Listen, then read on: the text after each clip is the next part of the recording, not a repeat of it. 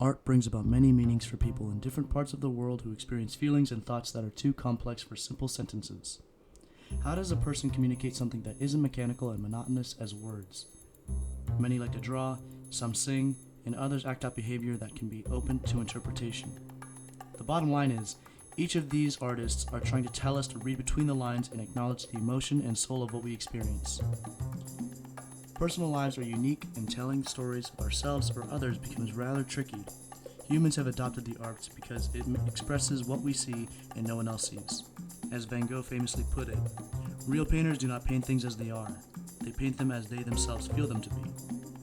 This quote generally depicts expressionism, the intention of bringing depth to a flat surface, color to something colorless, and even making something bleak seem even more questionable.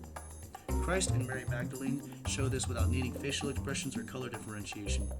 Sculpted by Auguste Rodin, this marble sculpture places two large entities below and above Jesus Christ as he is wrapped in Mary Magdalene's arms. The clashing of textures and orientation make this sculpture appear frozen in a moment of grief and pain. The composition and shape make it hard to look away when you observe every crevice in Mary's dress or Christ's fingertips. Rodin liked his sculptures of men and women. Given the time and cultural significance of exercise, one would say he has a specialty in defining feminine and masculine curvatures of muscles and anatomical structures to the very details of veins and knuckles, as proven by the thinker. Rodin's piece for the thinker was actually a result of an inspirational resemblance to Michelangelo's Il Penseroso. However, both the man and woman in this particular sculpture have smooth, skinny, and simplistic lines carving the body shape. Though it was an unfinished work, I believe this completes the image of the imperfection within humans.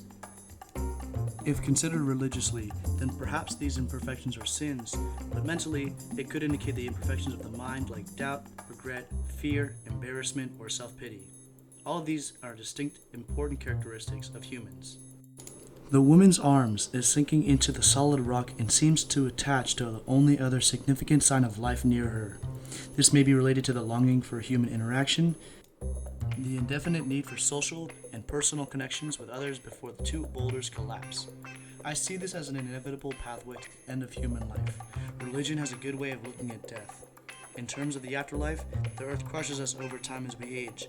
It is slow and unnoticed, but after a long time, it is suffocating.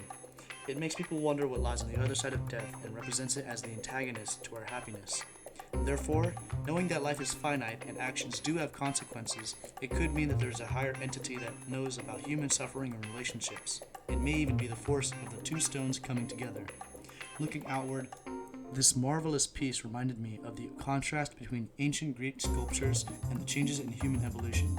The long extremities holding up an enormous mass of stone truly give the impression of its weight bearing down onto Christ. His posture and Mary's posture portray hopelessness, but Jesus' head tilted upward may signify a semblance of hope from God. In its other names, Prometheus and the Oceanid, and Genius and Pity, it takes on less religious significance and sees just the two individuals in the same struggle, with one clinging to the other. According to the J. Paul Getty Museum, on its description plate, this sculpture was never cast in bronze, so only one of the other versions of this marble artwork exists. With the second piece, there is no denying that a culture of elements was driven into this painting, but the central key in this holds all the parts together. In Christ's entry into Brussels in 1889, we see a collective difference between the quietly intense Christ and Mary Magdalene. This depiction studies the different outlooks on Jesus, the bishop, death, the artist, and social leaders. A Belgium interchange of Christ's entry into Jerusalem lands itself in the background of the setting. A daytime bustle of crowds gathers around not Jesus, but a bishop in red carrying a drum major's baton. His size and the grotesque army of masks behind him are overwhelming the subject of this painting. One may even notice the mayor in blue at the right portion of the painting, simply observing the crowds descending outward toward the bottom of the frame. Also, in rich color, we see flags raised above the crowds with a banner that reads, Vive la Sociale, meaning a period of revolution. Though the painter James Ensor considered himself an atheist, he saw Jesus in a mocked light, where his presence turned only a few heads. This could be the expressionist way of telling us how humans are persuaded by larger powers and follow the crowd wherever they lead. If Jesus is meant to be the symbolic integrity of morality and compassion, then why would the painter see it necessary to make him nearly invisible? It could be that he is shedding light on poor human qualities to religion or the ignorance of a moral compass. The plentiful colors aid in the chaotic elements bashing together on this large painting. According to Smart History, the masks were a significant part of Enser's life. His family owned a curiosity shop that sold papier-mâché carnival masks in the seaside town of Ostend, making masks both personal and highly symbolic objects in Enser's work. Even the small details of a skeleton representing death and a flag still supporting Jesus are important reminders of the subject or behavior we do not see at first glance.